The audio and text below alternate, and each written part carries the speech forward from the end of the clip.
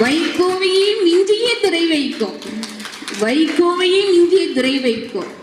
அதாவது Jamal Muhammad college principal வந்து கட்சிக்காரங்க கிடையாது, நம்ம மதிமுக காரங்க கிடையாது, வேற கட்சியும் கிடையாது. அவ்வளவு படித்தவர், 10,000 ஸ்டூடெண்ட்ஸ்க்கு பிரின்சிபல். அவர் போன உடனே எங்கள்கிட்ட சொன்னது வைகோவை மிஞ்சிய திரை வைக்கோன்னு. அதை கேட்குறப்ப எவ்வளவு பெருமையா இருக்கும் நம்மளுக்கு.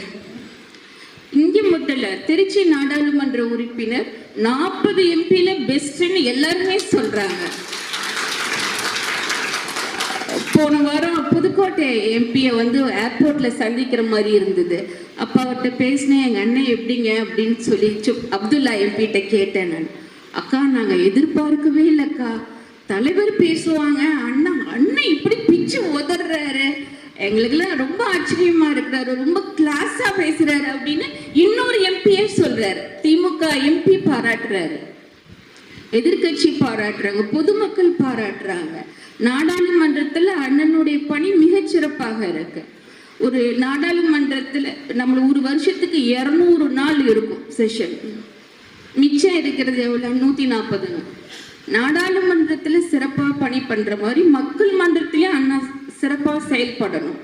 அதுக்கு நம்ம எல்லாருமே ஒத்துழைப்பு கொடுத்தாதான் அது சரியா இருக்கும்.